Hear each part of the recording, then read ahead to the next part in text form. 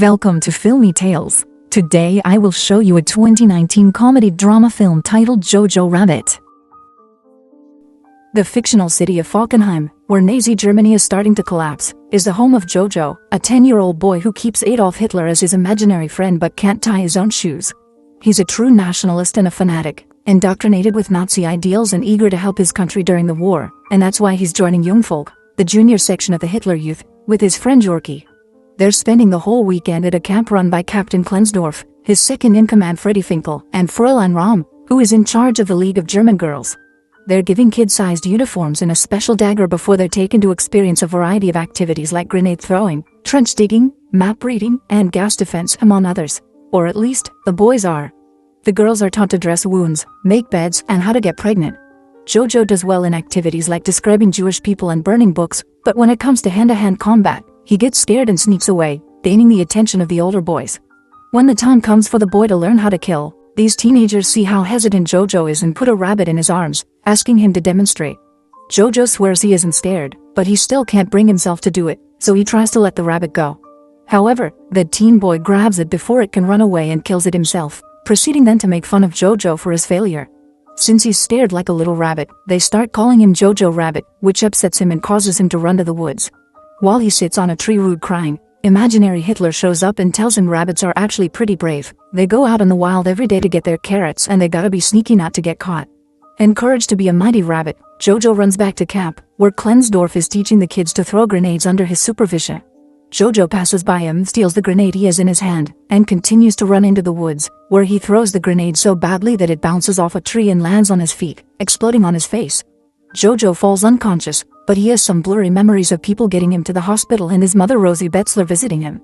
He wakes up some days later in his room, and the first thing he notices when he gets out of bed is the limp on his leg, the second being the scars on his face he finds when looking at the mirror. His mother comes to check on him, then to hug him and remind him that he's got her even if his father is gone and his sister Inga died. After making him put on his uniform again, Rosie takes Jojo back to the Jungvolk headquarters, where they find Klensdorf awkwardly feeding Finkel. Klensdorf has already been demoted for negligence, but Rosie still hits him on the groin with her knee and slaps him with her glove, making him promise he'll give Jojo some work to do, even if it isn't on the field, and that he'll feel included. Jojo is given the task of putting up propaganda posters around town and delivering conscriptions, which he does with lots of enthusiasm. One afternoon, while working, he finds his mother staring at a group of people hanged at a gallows in the public square, and when Jojo asks her what they did, she replies what they could. When he goes home later, his mother isn't there, and he starts to get nervous when he hears noises coming from his sister's room. He enters the bedroom to investigate and finds a weird mark on the floor that goes up the wall, so he inserts his knife into it and manages to open a fake section of the wall. There is a space behind it enough for a person to crawl into and various objects spread around. At the end of it, he's shocked to find a young girl, Elsa Kor, who follows him out of the room as he screams and runs around the house in fear. She catches him when he's about to reach the front door and pushes him against the wall, showing him she has his dagger and admitting she's Jewish, but she's there because Rosie had invited her to hide in her house.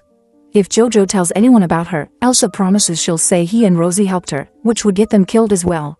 After she returns to her hiding spot with his knife, Jojo rushes to his room and discusses his options with imaginary Hitler. Reaching the conclusion he should negotiate, he grabs a kitchen knife and a pot to protect himself, then returns to his sister's room to tell Elsa she should find somewhere else to live. He gets scared again, however, when she surprises him from behind, takes the kitchen knife as well, and kicks him out of the room. Jojo discusses things with imaginary Hitler again, and they reach the conclusion he should make Elsa feel safe so she'll drop her guard. When Rosie comes back in the evening, Jojo tells her he's heard noises upstairs, but she tells him it must have been rats.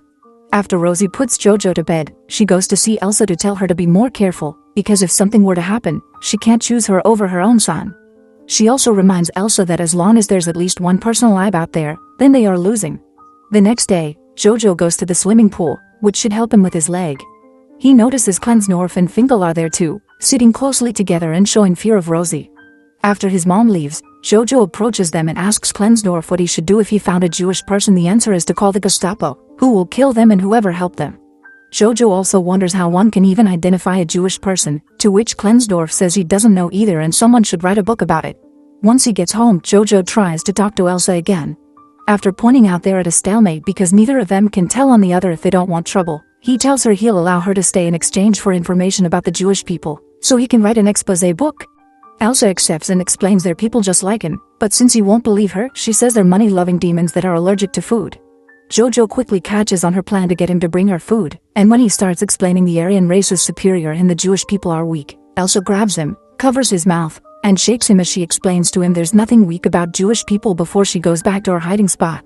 When Rosie comes back in the evening, she burns something in the fireplace before pouring some wine and playing music. She's very happy because the Allies have taken Italy and France will be next. Jojo begins arguing with her for being against her country, so Rosie cuts the conversation short and tells him to eat.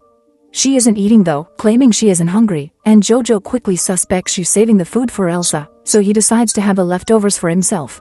He thinks that if his father were here he would understand, and since he wants to see him so badly, Rosie puts on her husband's jacket and paints a beard on her face with ash to scold Jojo for talking like that to his mother.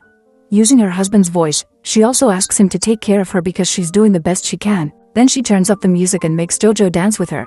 The next day, Jojo gives Elsa a pencil and paper for her to draw where Jewish people live and where Jewish women lay their eggs. Elsa starts drawing, but she refuses to answer questions about her family. However, she does tell Jojo about her fiancé Nathan, who is away fighting with the resistance. The picture she gives Jojo is a drawing of his own head because that's where Jewish people live. Jojo gets an idea for a plan. He writes a letter pretending to be Nathan breaking up with Elsa and reads it to her, who obviously doesn't believe him, but it still hurts her to hear such horrible things about her with her fiancé's name attached to it. She rushes back into her hiding spot, and seeing her so upset and human makes Jojo regret the whole thing, so he writes a new letter as Nathan saying the last one wasn't true and he does still love her. Elsa thanks him and asks him to bring her more letters in the future. They play a game of who can name more famous and important people on their sides, and Elsa wins when she brings up Jesus. Sometime later, Jojo and Rosie go for a walk to the riverbank, and Rosie tells him how different this area used to be. There were people all the time there, dancing and enjoying romance, which Jojo looks down on. Rosie also thinks kids shouldn't be discussing politics, they should be playing and climbing trees, and everyone should be dancing as a sign of freedom. Jojo looks down on this as well and takes off on his bike, with Rosie following him closely. When they reach the road, they see a truck of soldiers return home, looking gloomy and defeated. Jojo goes back to his house in a bad mood as well, so Elsa tries to distract him by telling him ridiculous fantasy stories about her people. He starts warming up to her and enjoying her company, for which imaginary Hitler scolds later, telling him his German brain shouldn't be bossed around. After he goes to sleep, Rosie spends some time with Elsa, telling her she's glad to have her and see her become a woman since she couldn't do so with her daughter. The following day, Jojo goes to the Jungvolk headquarters, where he finds Klensdorf and Finkel talking to each other with their noses almost touching, a clear tension between them. Jojo tells them he's writing an exposé on Jewish people, but they laugh at him not believing it's real. Klensdorf decides to share with him some designs he's made for his and Finkel's uniforms, which are very flamboyant. Then he gives Jojo a new task: he must collect scrap for the war effort. While walking the streets dressed as a robot, Jojo sees his mother handing out little anti-Nazi flyers, and he also meets with Yorkie, who has been accepted as a soldier. When Jojo tells him he's captured a Jewish person, Yorkie replies he saw one in the forest and doesn't understand what the big deal is about, which gives Jojo a lot to think about. He visits Elsa as soon as he returns home and gives her some colored pencils he's found around, but he also reminds her it's illegal for a Nazi and a Jewish person to be friends. Elsa points out he isn't really a Nazi because he hasn't hurt her, he's just a lonely kid trying to find a place to fit in. They agree to disagree. After Elsa realizes how dirty she's become, Jojo allows her to leave the room and take a bath. She even borrows some of his sister's clothes. They're about to have dinner together when someone knocks on the door, and after she runs back to her hiding spot, Jojo opens the door to find a group of Gestapo officers led by Hermann Diertz, and right after them, Klensdorf and Finkel arrives as well, saying they had to bring some pamphlet to Jojo, which sounds like his excuse. The Gestapo immediately starts searching the house for any suspicious activity as Diertz asks Jojo why his mother is away all day and why his uniform is lacking his knife. Elsa shows up then, wearing Inga's clothes and pretending to be her. She tells them she was the one to grab the knife because her brother had been bothering her, so the Gestapo goes to search her room next. Diertz is still suspicious of her, so he asks for her papers. Elsa grabs Inga's ID from her drawers and hands it to Klensdorf, who asks her for her birthday. Elsa guesses correctly and Klensdorf lets her go, but Diertz cuts in when he sees Jojo's exposé book. The Gestapo starts going through it, laughing at all the demonic drawings of Jewish people, and while Klensdorf doesn't look too amused, Elsa feels rather upset and betrayed when they reach a section where Jojo has described all the ways Nathan should die. Happy not to have found anything wrong, the Gestapo leaves, and Klensdorf leaves as well after giving Elsa back the ID and Jojo his knife. Elsa discovers the date on the papers is different from what she said, which means Klensdorf has been helping them all along. Jojo points out nobody really knows Inge is dead, so Elsa could pretend to be her and live with them normally, but she still feels hurt by the book content, so she tells Jojo they can't be friends. Imaginary Hitler yells at Jojo for trying to befriend Elsa and thinking she's a good person and tells him to get his priorities straight. While he's out getting some food, Jojo finds Rosie hanged at a gallows in the public square. Devastated, he clings to her legs and cries his heart out, even trying to tie up her shoe to no avail. After staring at the body for hours, he goes home with his knife in hand, blaming Elsa for Rosie's death and ready to stab her for it. She stops his hand just in time and he only manages to scratch her. As he starts crying again, Elsa takes pity on him and comforts him. She explains she's always known Rosie as part of the resistance, although she doesn't know the details, and Jojo's father is fighting for the resistance as well, but Rosie told him the opposite not to upset him.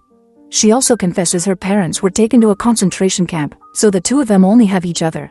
Jojo starts going to the streets to scavenge food from waste bins and notices how destroyed the city is becoming every day. He and Elsa begin a routine together, sharing meals and enjoying the fake letters from Nathan the Jojo writes. One afternoon, the city enters a chaotic state when the Allies initiate an offensive, taking advantage of Hitler having killed himself. Jojo comes across Yorkie, who is carrying some weaponry around because the army is so desperate for soldiers that they're sending the kids out. Jojo tells him the Jewish person he caught is kind of his girlfriend now and he's worried because it's illegal, but Yorkie points out he's met the Russians and the Japanese and they are worse than Jewish people. Rom finds them next and after sending Yorkie out with a gun, she gives Jojo a uniform jacket so he won't be shot by their own side by accident.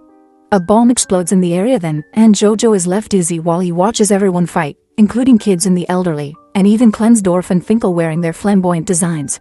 Jojo is too scared to fight, so he hides in an abandoned building until it's over. He comes out after things calm down and sees the Americans take off the Nazi flags to replace them with their own, celebrating their victory.